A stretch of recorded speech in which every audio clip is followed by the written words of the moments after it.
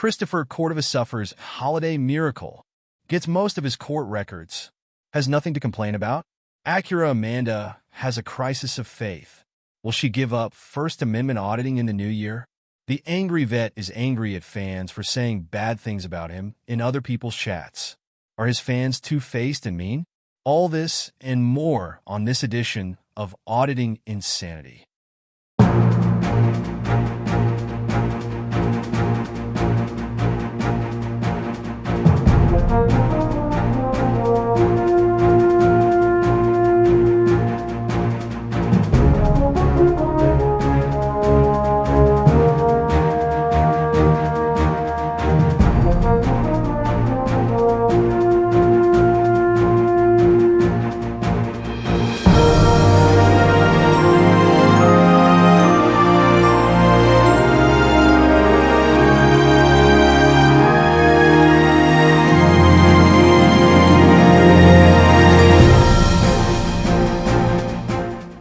Good evening. I'm Johnny Jones, and this is another edition of the Auditing Insanity Newscast powered by ReallyCoolNews. We've got three big stories today of happiness, treachery, and getting what you want for the holiday. Why can't people be happy? I don't know, but we'll explore that as we ask you to focus on. The angry vet lashes out at fans for treachery. Kevin, the angry vet, Soper started his Friday night live stream lying in bed from his home in Maryland, looking comfortable and preparing to address fans and community members who had angered him.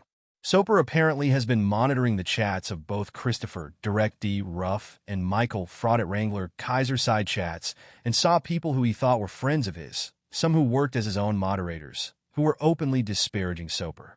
Calling out Deb Anderson, Linda T, and Bloodborne 420 by name, Soper said that they were in Direct D's chat disparaging him while pretending to be nice to his face.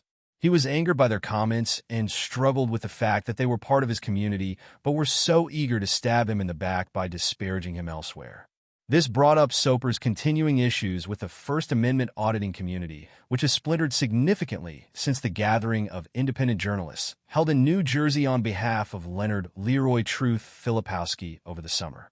Since that time, Ruff has gone after members of the community, including Soper and Jose Chili DeCastro, when previously there was an unspoken rule that independent journalists who perform audits would not openly insult or criticize each other. Soper himself has been going after former friend Terrence Albert, Taco Terry, Tracy aka Annapolis Audits, after their friendship and partnership in Soper's veterans organization ended in late summer. Strangely, Soper himself has also crossed lines and has become friends with those considered anti-auditors as he has aligned himself with those trying to take down Michael Fraud at Wrangler Kaiser.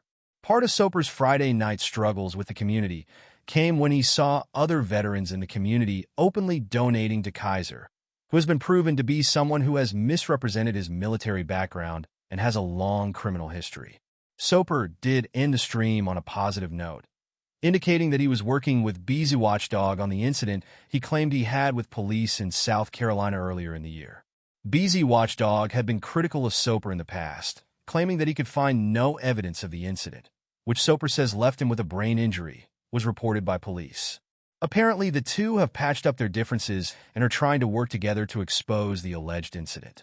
Soper ended the live stream by again promising that he'll release footage of the incident once his lawsuit against the police is filed. The Boost Scars Mission for Veterans and Citizens GoFundMe campaign saw a single $5 donation for Friday, coming in second to Liberty Trolls Support the Fight for Our Constitutional Rights campaign, which took in $20 in donations.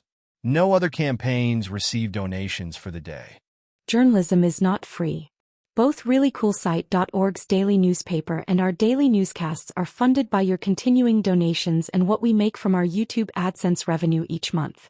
If you'd like to contribute to help us keep the lights on eating, keeping the cats fed and writing news stories to feature on both the newspaper and newscast each day, we do have a GoFundMe set up at the address on screen right now. If you can't afford to contribute, please watch the advertisements on our videos, like, share, subscribe and comment. You can help by doing next to nothing and we thank you in advance for pitching in.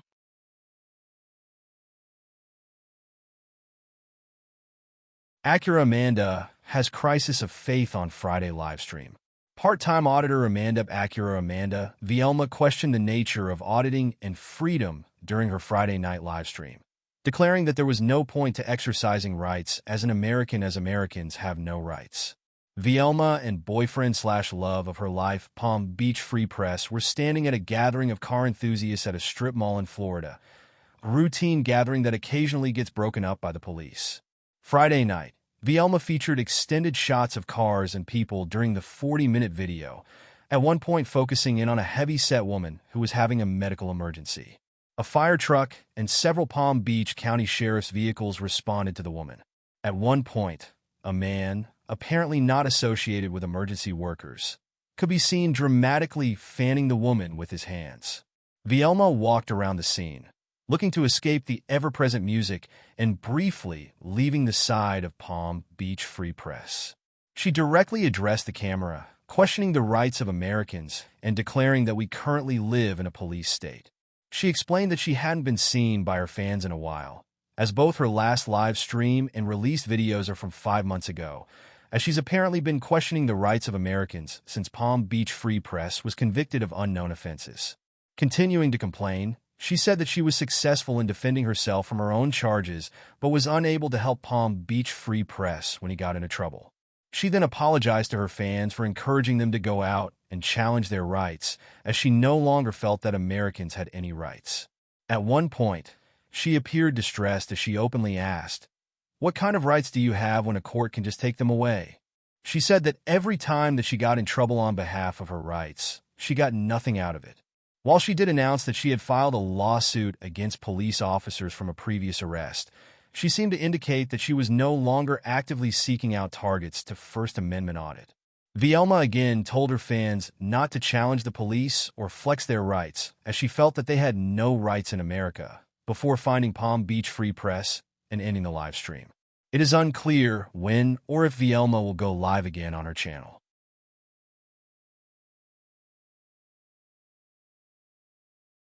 Denver Metro Audits has Holiday Miracle.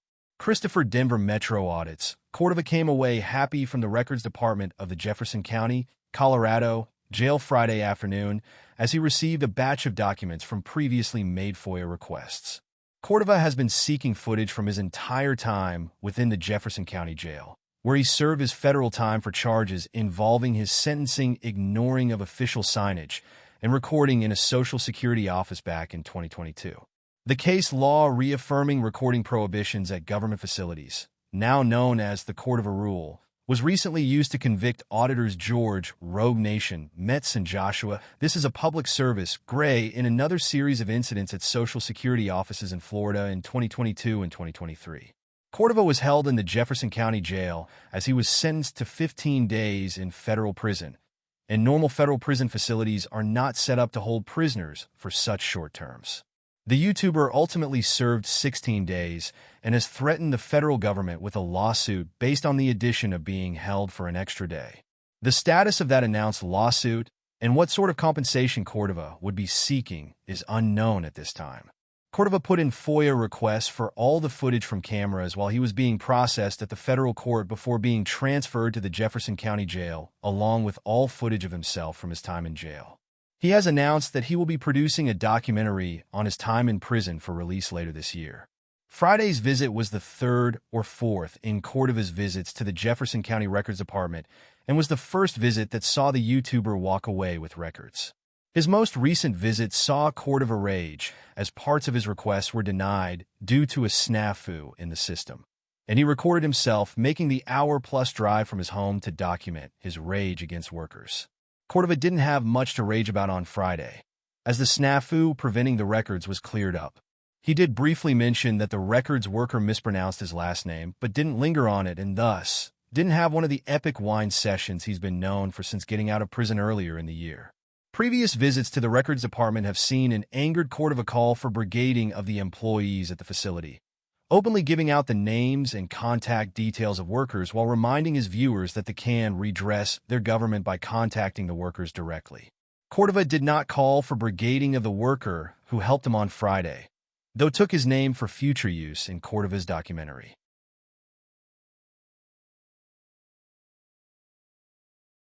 And we're back. Remember, Jim's voice is on the mend, and he'll be back tonight for the normal live stream at 8 p.m. Eastern Time. Tomorrow night, we'll have the week in review at 8 p.m. Eastern as Jim prepares to sleep his fat ass through the new year. Oh, and remember to hug an AI. It's been a difficult year, and Elon is a tyrant. More on that next year. Until next, I'm Johnny Jones, and I wish you a happy evening.